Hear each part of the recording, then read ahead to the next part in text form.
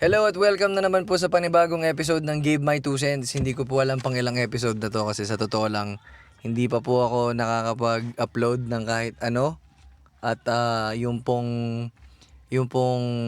huli kong ni-record ay hindi ko pa po ina-upload, so wala pa po akong nilalagay na episode number doon. Kasama ko po ngayon ang aking kaibigan. Magpakilala ka. Ayan, ano ang iyong credential? Tinitingnan ko po kasi kung pwede nating, kasi for context po, no, nagpa-podcast na po kami dati. Pandemic yan, no? days. 2020 ba yun? Ang pangalan kasi ng ano natin? Podcast. Podcast. At saka Unfiltered Takes. Ayan, podcast with a C-U-H-S. Pod, tsaka cuz. Kaso, di na nila makikita sa tinanggal Facebook. na namin yun eh. Namin. Meron kaunti sa akin na sana pinagpatuloy natin yun. Kasi parang walang ibang magagawa na at the time eh. Kasi yung time na yun yung konti pa lang nagpa-podcast Konti pa lang yung nagpa-podcast. Tapos meron tayong kasabay na ang lakas na niya. Oo. Diba? Tapos, Huwag na nating mention. Malakas na. Pero may parte talaga sa akin na, well, syempre ako hindi naman ako madalas mag-regret. Pero may parte talaga sa akin na sana pinagpatuloy natin yun. Siguro nasa episode na tayo ngayon? 470, ganun. Oo. Kasi di rin naman tayo madalas mag-shoot na every week lang. Every week lang. Pero grabe, no? Speaking of, magpakilala ko muna pala. Ako nga pala si, tawagin na lang Cozy. Cozy. Kasama natin ngayon si Cozy. May dating. May bitaw. May bitaw. Gusto ko po kasing makahanap ng maayos na co-host and where else better to look. Di ko doon naman. Doon na sa parang nakakaya naman yan. Doon na sa kasabayan, di ba? So, sa mga listeners at sa mga viewers po natin dyan na nanonood kung saang platform, sana po mag-enjoy kayo ngayon. Speaking of regrets, pare. Pinagsisisihan mo ba? Tanong yan, no? Pinagsisisihan mo ba ang kinuha mong course nung college? College? Maka-college ka para may iba ka pang kinuha mong course eh. Siguro kung out of 10, 8 out of 10 ganun. 8 out of 10 regret? Oo. Mataas ba siya? So, mataas siya, no? Might as well make it 10. Di ba? 10 na lang siguro. Talagang nire-regret mo. Bakit? Bakit? Kasi nung nagsimula na ako mag-work, na-realize ko na dapat talaga kunin mo is, advice ko lang sa mga incoming college or pag-graduate. Kasi nga, kunin nilang course is more on skills dapat talaga. More on skills. Skills like what? Digital marketing, mga ganon, graphic designing, ano ba? All about computer, ganon, IT. So related sa media. Media, no? Yun lang na-realize ko kasi ano bang course mo, kuya? psychology. Psychology. Ayan. Psychology. Sa ninyo naman po na itatanong, no? Hindi naman po ako nagsisisi. Feeling ko malaking factor ang pagiging psych ko din sa nagagamit ko siya ngayon sa content. Nagagamit ko din siya sa mga pakikitungo sa mga tao sa events. So parang kahit totally unrelated yung psychology. Pero hindi mo naman kasi masasabing totally unrelated din eh. Pero speaking of regrets, kung meron kang pipiliin na other course other than sa psychology, Ano yun? Anong pipiliin mo? Actually, unang choice ko talaga na dapat wala lang kaming pera, Layo mo ng pilot. konting mic mo, kuya ba? Pilot talaga. Pilot. Gusto maging pilot. Wala lang kaming pera nun eh. Kahit naman ngayon, hindi naman kami mayaman. Pero kung siguro mayaman kami, pilot talaga. So, ibig mo sabihin, ngayon hindi ka pa rin makapagpiloto? Hindi, mahal Mahal no? Oo. Feeling ko yun yung mga tipong course talaga na hindi mo kayang pag-ipunan. Feeling ko lang That talaga pag course mo. Hot take ko lang yun yung mga tipong course na talagang kailangan mo ng mommy and daddy cash. So, ibig sabihin yung mga pilot ngayon, mayaman talaga. Siguro marami sa kanila, pero hindi naman po natin dinidiscredit yung meron din naman sigurong pilot. Hindi ko po alam Hindi ko wala alam. naman akong tropang Wala piloto. akong tropang piloto. Hindi ako meron.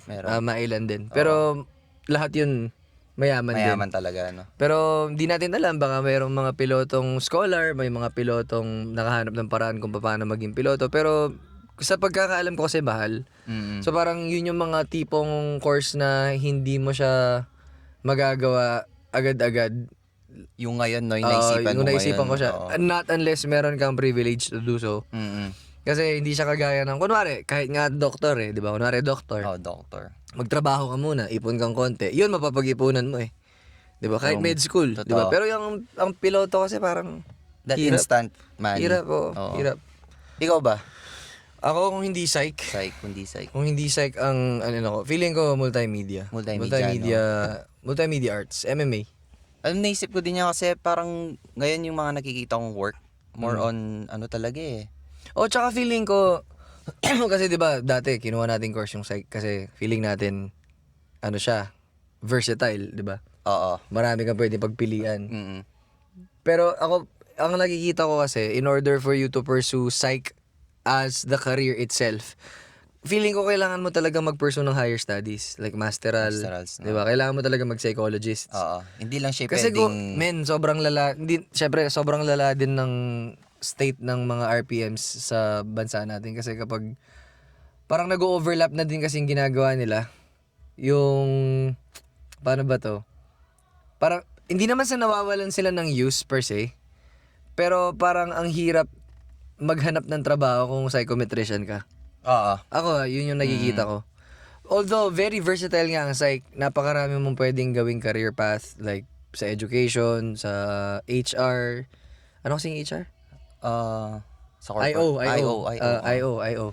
Pero ano talaga siya, parang career ladder talaga siyang dapat. Totoo, feeling ko nga. Hindi siyang instant na, ba sa piloto, naging piloto ka na, let's say na Kumbaga, nandun ka na agad, nandun ka na agad. nakasalpak ka na eh. Di ba? Parang pumapaldo ka na sa pera. Pero, para sa akin lang ay napansin ko. Oo. Di naman natin Pero alam. feeling ko, di ka rin naman agad papaldo. Kasi, as with other any job, feeling ko kailangan mo pa rin daanan yung mga rango, di ba? Rango, no? Pero totoo yun. Ako feeling ko kahit very, very versatile yung psych bilang course. Ang,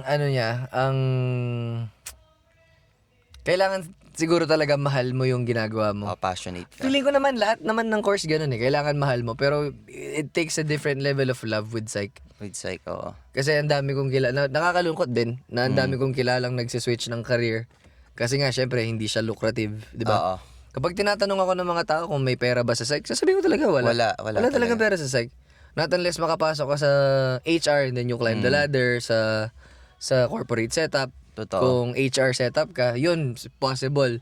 Pero kung sa psych industry na meron yung Pilipinas, ang hirap, bro. Kasi ang underdeveloped tsaka overlooked ng, syempre, ang baba ng, magkano lang yung ano natin. Not unless kung budget. tatayo ka ng sarili mong clinic, siguro. Yun, pwede. And hindi ka naman makakatayo ng clinic mo kung psychometrician ka lang.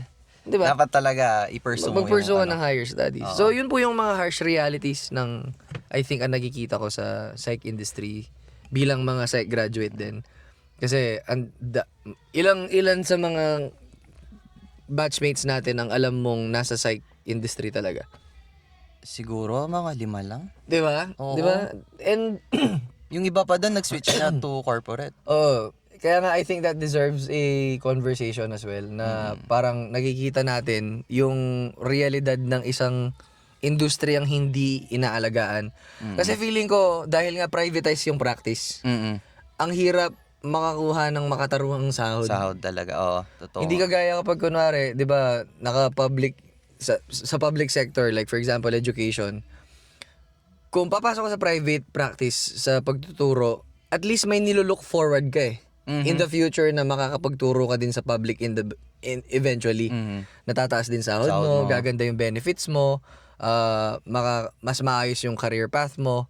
At least kahit nasa private ka for the first few years, parang okay, taisin ko lang to. And then eventually magiging okay din. Pero ang iba kasi niya pag sa psych eh, 'di ba? Pag sa psych, kung papasok ka man sa private practice, expect mo na syempre mababa yung sahod, 'di ba? Tapos kapag naman nakapasok Baka ka sa ma-discourage yung mga... Hindi, ano lang po ito. ano lang, sa atin lang. Parang feeling ko naman bago ka nag-psych, tinignan mo na to eh. Oo. Tsaka alam na nila yun, sigurado. Feeling ko alam na nila to. Tsaka may plano naman na yung mga yan for So sure. ikaw, kung may magtatanong sa yung grade 12 student, masasuggest mo ba yung course na psych? Ako marirecommend ko pa din siya. Kung hindi mo immediate priority ang magpayaman. Magpayaman. Ako. So more on ano siya, para sa iba, more on passion talaga siya. Passion tsaka I think self-fulfillment and development. Totoo. Kasi dati nung pumasok ako sa psych, eto hindi ko kayo binubullshit ha. Parang ayoko din kasing i-sugarcoat yung bagay. Alam nyo to kapag nagla-livestream tayo. Tapos kapag tinatanong nyo ako kung ano sa tingin ko ang psych. Sa tingin ko, it's good for your self-development. above anything else. Mhm. Dati pag why did you choose psych? Sabi ko, I wanted to understand other people better. Pero I ended up understanding myself. Mm. Ang sarili ko. Naintindihan ko yung sarili ko ng mas pa kesa dati. Kaya when you understand yourself better, you're able to function a lot better. You're able to treat other people better. Mas naging aware ka, no? Oo, Kahit diba? ako nga, totoo nga. Parang nag-gets mo paano ka pumipitik eh. Oo, Diba? totoo. Nag-gets mo pa paano yung pitik mo bilang tao. Kaya nga ayun, this is not to like ang lalim ng ang lalim ng pinuntahan ng regret. Pero ayun nga, babalik ako. Di ako nagre-regret. Hindi. Kasi nga As in never. hindi din eh. Hindi ko din talaga na feel yung regret kasi I was just really happy na nakaka-graduate ako. Totoo. Kasi first generation graduate ako eh. Sa pamilya namin ako ang unang college graduate. So I would have been happy regardless kung anong course. So ang akin, bonus na lang na passionate talaga ako about helping people with mental health and whatnot. Pero wala akong regrets. Pero kung papipiliin mo ako ng ibang course, Siguro more on creatives ka din talaga. feeling ko hindi man Hindi din. din. Feeling ko hindi man din. Sige, i-disregard natin yung content creator ako. Oo. I-disregard natin yung artist tayo by nature. Like music and whatnot. Ano yung pipiliin kong course? Feeling ko med-related. Med-related or LOL-related. Para gawin kong pre-med or pre-law. Kasi nga, di ba, dati yung bukang bibig ko, yung psych pre-med ko. pre-med. Kaya gusto ko mag-doktor. Di ba? Ito pa yan eh. Ito pa yan. People in med school always say that it's always or in law school always say na it's always a clean slate. Pagpunta mo doon, pantay-pantay kayo. Ako kasi hindi ako naniniwala. Siguro sa law school, oo. Sa law school. Sa law school, oo. Pagpasok niyo sa law school, you might be in the same level of playing field. Pero sa med school, men, hindi. Sa akin, tingin mo, walang advantage ang nag-pharmacy at saka medtech kesa sa nag-psych. Oo. Di ba? Nag-biology. Di ba? Kesa sa nag-psych. Para sa akin kasi meron. May advantage. So, nung nalaman ko yun, medyo na-discourage ako. Tapos naman, parang nung later on, nung nag-third year, fourth year na ako, tapos parang na-realize ko na, shit, parang inadequate ata yung curriculum na meron ako to enter med school and to not have a hard time. Ayoko naman din, di naman din dahil ayoko mahirapan or whatnot. Pero iba kasi yung feeling ng equipped ka eh. Totoo. Di ba? So, nung nandun na ako, sabi ko, try ko pre-law. Kaso BS Psych. Bachelor of Science, hindi naman tayo AB. Or IBA, di ba? So, ayun. Pero ang sigaw pa rin ng puso ko, kung hindi ako content creator, kung hindi ako artist, gusto ko talaga maging doctor ever since. Maging doktor. Gusto ko talaga maging doctor. Malay mo in the future, di ba? Sana. Pero alam mo, alam mo anong pintig ng puso ko ngayon? Kapag kunwari when all is said and done, tapos hindi na ako content creator, hindi na ako nagtatrabaho, ulan mo na. Hindi, seryoso. Ibig naisip ko eh. Wag yan. Hindi, para kasing mga sa movie parang nagiging hitman sila yung mga Ay, ganun. hindi naman. Hindi naman. Hindi, ano ka siguro? Feel ko payapa yung buhay mo nun eh. So, anong trabaho ng payapang buhay? Farmer, ganun. Farmer. Ay, mga Pwede, ganun. no? Yung magtatayo ka ng sarili mong, yung sa malayong lugar, magtatayo ka ng bahay. Nasa isip ko, teacher eh. Teacher. Oo. Sa bagay, Kung, no? when all is said and done, tapos na ako sa content, wala na akong ibang pursong career. Di actual totoo nga yun. 40 years old, retired Gabe. Alam mo yung mga mayaman na Di mo wala man- na sa showbiz. Pero, Di ba? Oo, Ganyan. Tapos malaman mo, teacher sila. gusto kong maging professor. Professor. Ng college. Ng college. Dati kasi sobrang against ko dun sa idea na maging teacher ako, which is ironic. Kasi ganito yung content ko ngayon. 'Di ba? Kasi sobrang takot ko dun sa responsibility na ang laki ng pwedeng maging effect mo sa isang estudyante. Na I would argue na mas marami ka pang natatanda ang sinabi ng paborito mong teacher kesa sa nanay mo. Oo I mean, yung nanay at tatay mo, syempre nandyan yan to as your anchor, your guiding light and whatnot, your North Star. Pero yung teacher mong may bitaw eh. Alam mo Totoo. yung teacher mong Parang idol mo. linulook up mo. Maaalala mo yung... Ako may teacher ako si Sir Raymond. Si Pineda. Si Sir Raymond. Ibang klaseng influence ng taong yun. Even outside curriculum. Para sa akin parang you have to be morally consistent. kung isa kang teacher. And I think yung taong yun, Parang father figure kasi siya eh. Father figure na cool na kuya. Ganun. Oo, ganun. Yun. So parang ako naman at the time, even when people are telling me na, ba't di ka mag-teacher, bagay mo. Tapos aware ako eh. Aware ako na kahit pa paano may knack ako for teaching. Mm. Pero ayun nga yung responsibility na kailangan mong maging, hindi naman sa hindi ko kaya or ayaw ko, pero kailangan Mahirap mong kasi maging morally consistent, one. Pangalawa, kailangan mong maging maingat sa mga sinasabi mo Sabi mo, sa tinuturo mo. pinopost mo lahat. Kasi dadalhin ng estudyante yun. Mhm. Diba? Dadalhin niya yun. So, they're not called second parents for for nothing. Mhm. Diba? So, pero ayun, nagbago yung pananaw ko sa ganun. Nung after ko nga mapunta sa ganitong klaseng line of work na nagko-content, nagtuturo din sa mga school. Sabi ko, kung matapos man ng lahat, mawala na yung platform, mag-die down na and everything. Parang ang saya lang mag-retire bilang isang professor. Diba? Papasok ka. Tapos you have all those stories to share. Napakarami mong kwentong pwedeng masabi. Di ba? Ayun. Ano pa ba? Ako share ko lang yung parang naging awakening ko nung nag-work na ako. Ayan, kuya. Ang gandang niyan. Yan pala tatanong ko. Ano yung mga outlook mo? Ano yung mga naging false expectations mo sa trabaho nung nag-aaral pa lang tayo? Tapos ano yung mga awakening moment mo nung na-realize mo na, shit, it's different from what I thought it would be? Hindi, actually, yung sa experience ko, siguro more on personal ko na lang to. Parang yung work na, kung saan ako nag-work ngayon, parang siya, blessing in disguise. Oh, shit. Pwede mo bang ikwento kung paano Paano ako napasok? Paano ka napasok dun sa work mo ngayon? So, di ko siya kasi baka mapanood ng iba. May NDA ka ba? Oo, baka may NDA po kasi siya. May NDA. Pero di naman siya as in private information. So, basically, kinuha ko dun sa company kung saan ako nag-work Aalis na yata tong mga to, kuya. Gusto mo bang iabante muna? Ayun, kasha pala. Kasha. Oo. Okay.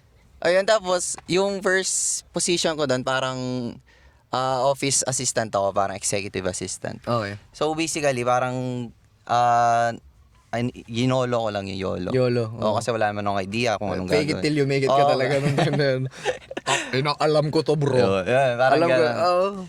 Tapos, ang maganda lang din kasi yung parang naging ending ko sa work ko ngayon. Kasi, yung role parang, siya agad, parang, yung experience, sagad-sagad na. Would you say it's related to psych? Hindi siya. Siguro yung soft skills, ganun. May factor ba yun sa adjustment mo nung isa-start mo yung career na yan? Na, tangina sana, hindi na lang psych yung kinuha ko, sana something sana, related dito, di ba? Ganun, oo.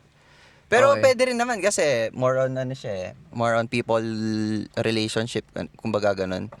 Yung pagkikisama sa tao, sa mga employees. Tapos, ending nun, parang...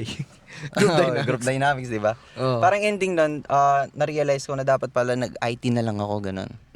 Ay, gagi. Dami pala sa IT. Parang dun ko nakita na, ganito pala sa IT, parang non-stop yung learning, non-stop yung trabaho. Every now and then, parang, kayo. Tsaka, I think yung career growth sa IT, hindi tumitigil eh. Talagang, feeling ko ang layo ng ceiling. Oo. Parang ang lawak ng ceiling mo kung nasa parang tech hindi ka industry makukulong talaga sa isang sa isang parang forced ka to learn a lot of things. Oo, totoo. Kaya nga pag nagtatanong ngayon, ano bang magandang course na sabi ko agad IT, oo. Major in web dev ganon. Pwede, kahit alin. Anything IT. Pero nasa trending list kasi ngayon parang mga MSP, mga Microsoft Service Provider talaga eh. Di ba, yung nung nang panahon, yung mga 2015, ganyan, isip natin sa IT, gumagawa lang ng computer, di ba? Di naman pala. Doon din ako may ganito pala. Yung mga naunang IT, men. O gumagawa ng computer. Paldo na sila ngayon. Paldo na, oo. Paldo na sila ngayon, totoo man. Testament yan doon sa isa naming kaibigan na IT since 2007, bro. 2007. Tayo namin milyon. Ano siya ngayon? IT pa din. IT pa din. IT pa din. Pero upgraded. Sa ano sila, sa website sila. Gumagawa sila ng mga apps. Apps, no? Mm. Yung mga naunang IT na pinagtitripan ng mga Gumagawa ng peers washing nila. machine, no? Mga peers nila. At saka mga magulang nila. Tayo na, anong course yan? ITI, Pero- computer. Men, Pero siling paldo talaga paldo ngayon. sila ngayon. Legit. Paldo sila ngayon. Kasi the rate at which technology grows is so fast. Tapos kailangan mo mag-adapt all the Mag-adapt, time. totoo. Tapos yun yung trabaho mo. Oo. Di ba? So, along with the change in technology, kasabay din niya yung growth ng career mo. Mhm. So, hindi ka magiging irrelevant. Hindi talaga, Kahit never. may AI pa. Kumbaga, di siya mapapalitan ng AI. Oo. Para sa akin lang. Sa tingin mo ba yung trabaho mo mapapalitan ng AI? Hindi siya kasi more on, interaction talaga na dapat kailangan ng human touch. Human touch in what way? Siguro yung, kasi para sa akin, pag AI, medyo talaga may, alam mo yan, hindi siya organic. Yung the way na mag-approach ka. So, parang kailangan talaga siya ng tao. Would you say na anong masasabi mo sa mga taong natatakot mapalitan ng AI? Siguro, trabaho nila. kung feel mo sa sarili mo, performer ka, marunong ka talaga, malupit ka. Feel ko, di ka naman mapapalitan ng AI. Oo. Pero sa tingin mo, anong mga certain jobs na mapapalitan ng AI? Yung as in, 100%. Well, for one, graphic designing is up there. Dati, Sa talagang... tingin mo. Siyempre, yung generative AI ngayon, bro. Di ba, alam mo naman against ako dyan. Mhm. Pero nakakalungkot nga talaga na nagiging obsolete na yung need for kasi ang dami kong friends na graphic designers na their clients would rather use AI AI na lang. than to tas nakakalungkot kasi syempre may nakalimutan ko kung anong company yun, yung 2,000 or thousands of engineers nila pinawrite nila yung mga programs na meron sila. Mhm. Tapos feed nila sa AI. Tapos nung feed nila, tinanggal silang lahat. Ganon. Tinanggal silang lahat ng company. Tapos parang, shit, grabe. And hindi malayo. Ako, yung stance ko naman kasi sa AI, if gagamitin mo siya with something that helps you in life, Mhm. well ako, hindi talaga ako palagamit ng AI. Ayoko talaga. Kasi isa yun sa mga advocacies ko. Anything that does direct harm sa environment, I'm very much against. Pero there are times, pag titignan mo yung grammar correction, di ba? Kapag may gusto kang i-polish, kapag gusto mong mag-brainstorm, gusto mong... Pero yung, yung generative AI, napaka soulless niya, in my opinion. Yung, AI can now make a movie. Grabe yun. AI can now make a movie. Sige nga, gumawa ka. Pagawan mo ng movie yung AI na may sense. Yung hindi lang cut after cut after cut. I am oven toaster. I am the bacteria in your gut. Nakakalungkot kasi I think anything that tries to replace art is sad. Kasi soulless siya. Kasi ang dami Walang laman talaga. Walang laman, men. Nakakatakot siya.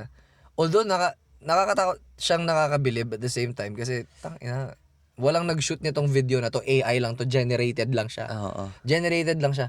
And I don't think people are aware kung gaano karaming tubig yung sinusunog ang puta. Alam mo, yun nga yung problema. Feel ko, majority ng mga tao, di nila sila alam yan. aware. Hindi sila aware. Hindi nila alam yan. And what's sad is even if they do become aware, they don't care.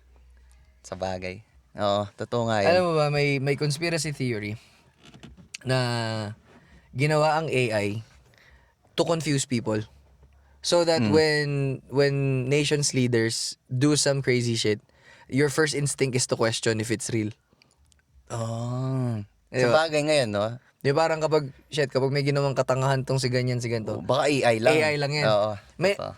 And I think it makes sense. Ako naniniwala ako, nagme-make sense yun na we have never been so confused before. Na ako, nakakalungkot kasi minsan kunwari magre-repost ako sa TikTok. Okay. Tapos may magchat na supporter, Kuya Gabe, AI yan. Tapos what? Bro, I'm gonna get scammed when I'm 60 years old. For sure. Kasi, nakakalungkot lang. Ako, going back dun sa generative AI shit, passionately angry ko dyan. Kasi, lalo na kapag nakakamit ako ng mga artist na sumusuporta doon sa ganun yun. Yun, kunwari, yung mga AI songs na lang. Pag pinakinggan mo sila, ayokong sabihin kasi parang ang sama niya towards that. Pero, I have nothing against show band. Wala akong against sa mga nagsushow band. Hassle po yan. Mataas po ang respeto ko sa level of skill na meron kayo. Pero when you listen to AI music, it sounds like shitty show band trying to sound good. Gets. Alam mo yun? Oo. Sa mga nagsushow band talaga, na kapag nanood ka dun, uminom ka ng isang bucket ng beer, tapos pinakinggan mo magdamagan. Ang sarap sa pakiramdam Ma-appreciate mo Kasi it's still art Oo. It's still art. Covering songs is still art. Pero like AI covers, kapag pinakinggan mo, it's dull. It's technically, it sounds technically correct. Okay yung mga elements niya. Ang galing. Perfect may pa-trumpets pa. Di ba? Sinabi mo perfect di ba? Pero ngayon nakakatawa kasi in order for you to look human sa isang art form, you look for the flaws. 'Di ba? Dati kapag may chinecheck ako nung nagturo ako nung OJT, papagawa mo ng reflection para malaman mong AI.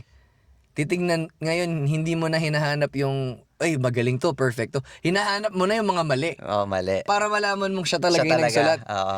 Which I- Natural basahin, no? Oo. Kaya nga ako kapag kunwari, meron akong mga sinusulat sa Facebook or sa kahit anong platform, wala akong kahit magkamali ako. At least I know ako nagsulat nun. Di ba? At least alam kong nagbigay ako ng oras ko para pag-isipan yun. May nakakatakot yung paparating na future, lalo na kapag lahat ng bagay nakaasa na sa AI.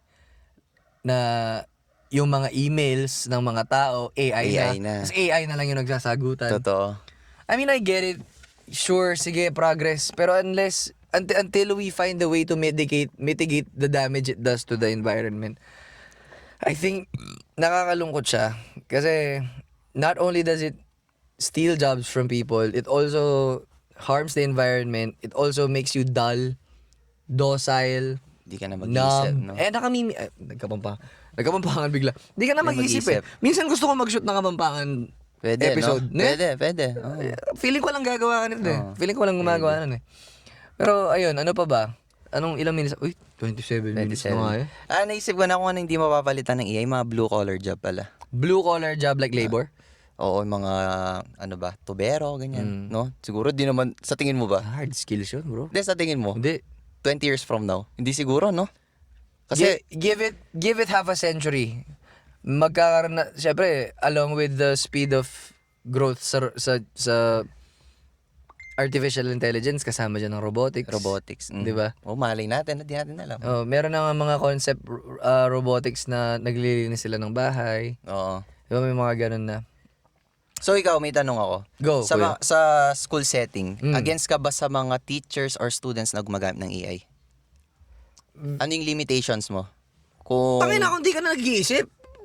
Yung as in, Kung student kung student ka, control copy, control V ka na lang, kung no? sa kabobohan yun, men. Totoo. Niloloko mo lang sarili mo.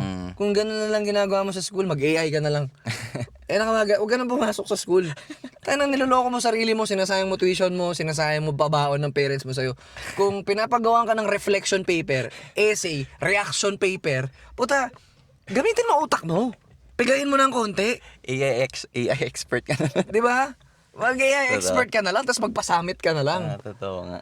Sa mga teachers naman, very ako dyan, parang... Feel ko more on sila nakakatulong talaga yung AI sa I think if it makes your job easy, no? Kung na-streamline niya yung trabaho mo, kunwari, isa-scan mo ang 50 papers, mag-set ka ng parameters dun sa AI kung anong ilo-look for niya, anong i-check niya. I-scan mo yung 50 papers na yun. What would have taken you 4 hours to do, 5 minutes 5 lang. minutes. Di ang dami mo pang ibang nagawa. Yun, Sa ganung paraan. Sa ganung paraan, I think, justifiable yun. Kasi, teachers are overworked, underpaid. Totoo. Di ba? So, if they need kaya nga, ang saya kapag yung buhay, hindi mo siya tinitignan na black and white. Kasi, syempre, kahit, yes, we can agree that it's environmentally harmful. Pero when you look at teachers who are underpaid and overworked, who are putting in more hours, and need time. Kasi time ang currency ng mga yan Totoo. Tapos, ang mga teachers, hindi naman clock in, clock out yan. Pagkatapos ng trabaho nila sa... Nag-work pa din. Nag-work pa rin sila pag uwi. kahit Gagawa pa rin weekends. silang lesson plan. Nag-aaral pa rin sila. They improve their skills. So, I think dun sa mga ganong klaseng espeto, medyo mas forgiving ako when it comes... Well, di naman ako Panginoon para maging forgiving. Pero hindi ako ganun ka woke. Yung taas kilay Sa mga gumagamit. sa mga gumagamit ng AI na teacher. Diba? Kasi they need all the help that they can get. Not unless we pay them 4 times more, make them work 4 times less, and then ma-justify yung kinikita nila dun sa ginagawa nilang workload. And then, why would you have to use AI kung bayad ka naman ng maayos? Maayos, totoo. Diba? So, ayun. Ayun yung sa akin. Ano pa ba? Closing statements. Kasi para meron tayong 30-minute Para mark. sarado siyang, oo. Sarado siyang 30 minutes. Ako, ano ang number 1 red flag na kailangan mong i-look out for kung isa kang fresh grad na naghahanap ng trabaho sa isang company? Ano yung number 1 company red flag Red flag. na hahanapin mo or i-look out for mo kung isa kang fresh grad applying for a job? Siguro ano yung sa akin, more on culture talaga ng company. Paano mo malalaman ang culture kung nag-a-apply ka pa lang? Syempre, pag mag-apply ka ng trabaho, mag-research ka na dun sa company na yun eh. Pwede. Para sa akin lang, hindi naman pwedeng basta-basta ka lang nag-apply, ganito, ganyan. Actually, tama. No. Tama. Tsaka, ang available ng social media ngayon. I was thinking more of like yung mga interview demeanor. Ano yung mga ginagawa sa interview, yung mga initial na nagkikita na sa spot. Okay, kahit friends mo lang, bawa, sigurado naman may common friend ka na. Hindi, kunwari, di ba tinanong ko kung ng red flag? Kunwari, sa interview pa lang, ano na yung mga ini-spot mo ini-spotan agad? mo. Ano na yung ini-spot mong red flag na ginagawa nila? Ano nga ba? Siguro kapag Ako kapag sinabi nilang we'll get back to you within the week. Wala na yun. Pag sinabi nilang dalawa yan. Alam mong natanggap ka sa trabaho pag sinabi nilang we'll get back to you in X amount of days. May chance yun. Pero pag sinabi nilang bawa bukas lang, gano'n. we'll let you know, Wala na uwi yun. ka na. Oo. Okay. Hanap ka na ng ibang trabaho. Bounce na ako, man. Alis na ako dito, man. Kunwari sinabi nila sa'yo, we'll let you know next week. We'll let you know in 3 days. We have a candidate we're looking at and we'll weigh our options. We'll let you know at this, ganyan. Pero pag sinabi nilang, we'll let you know lang. Oo. Please no. Tsaka dinatauso yung ano eh. Oo. Yung parang papabutin pa next week. Oo. I mean kung...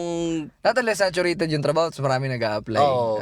Check nila Pero talaga. usually kapag natipuan ka na, Promise. for interview na agad, mamayang gabi or ay bukas. Ang mga questions na nilook out for mo na alam mong you did your job well sa interview is yung mga tanong na how soon can you start? Yan. Naalala ko tuloy yung nag-apply tayo. Call center yun, di ba? Pag tinanong ka na ng how soon can you start? Bukas agad. Pag tinanong ka na ng how soon can you start? Mag-grocery ka na para sa Pasko. May trabaho ka na hanggang December. Pag tinanong na nila yun. O kaya pag sinabi na nilang ano tawag doon? Do you have any other commitments with other companies? Ayan. Trip ka na nila. Totoo yung sinabi mo, hindi na nila, kung pag trip ka nila, Hindi na nila papatagalin. tayo na kapag nakakausap ako ng recruiter na trip ako at saka hindi ako trip, alam mo agad eh. Totoo. Yung ano pa lang, yung pitik pa lang eh. Oo. Yung pitik pa lang ng ng interviewer, alam mo na eh. Alam na. Kung magkakatrabaho ka at magka-13th month pay. At dahil dyan, bigyan namin ka ng 5 pitiks with soft moves. Siguro tapusin muna namin din yung episode. Kung nag-enjoy kayo sa presensya ni Cozy at gusto ninyo ang dynamic namin, kasi talagang sinusubukan ko pa to. Wala pa nga ako na-upload eh, sa totoo lang. 3 na yung nirecord kong episode, 3 dun wala pa akong in-upload. Pero feeling ko kasi, ang gandang element kapag may co-host ka. Tapos, lalo na kapag darating yung time na hahanap ako ng mga guest, hopefully, di ba? Usually sa mga guest, tinatakbuhan ako eh. Joke lang. So, kung makahanap man po ako ng mga other guests sa show, tas may may kabaligatan ako, parang mas maangas. Tsaka maganda dito pag na lumalabas tayo. Tama. Iba-ibang setting. Kasi sayang yung napapag-usapan natin kung totoo. might as well record. May tropa kami, guys. May tropa kami na sana kapag sinama namin sa podcast yun, ma-compartmentalize ninyo ng maayos yung mga pagkakakilanlan nyo sa amin ni Cozy at saka sa amin. Kasi lagi namin itong ginagawa, pero dati pa natin sinasabi to, off-cam, wala ng camera. Ayun, so, meron ka bang gustong i-plug? Anong ganap mo, kuya? Wala Aside sa trabaho, ano ang gusto mong i-plug? Plug mo yung socials mo para mapuntahan ka nila. Ano ba? IG lang eh. Hindi na ako nag-ano eh. Dati kasi active ako sa artist something shit na ganyan. At magiging active ka na yan. Ewan. Pero di ba, pinopurso ko sana maging tattoo artist ngayon. Tignan natin. Actually, tatatuan niya ako, guys. Hi. So, ayun, this was a really good episode, in my opinion. Pinuri ko agad. Wala kayong choice, man. Maganda. Sa kanya to eh. Maganda siya Sa kanya para to eh. sa akin eh. Ayan, so this has been Give My 2 Cents episode something. Sana nag-enjoy kayo. See you on the next one. Bye-bye.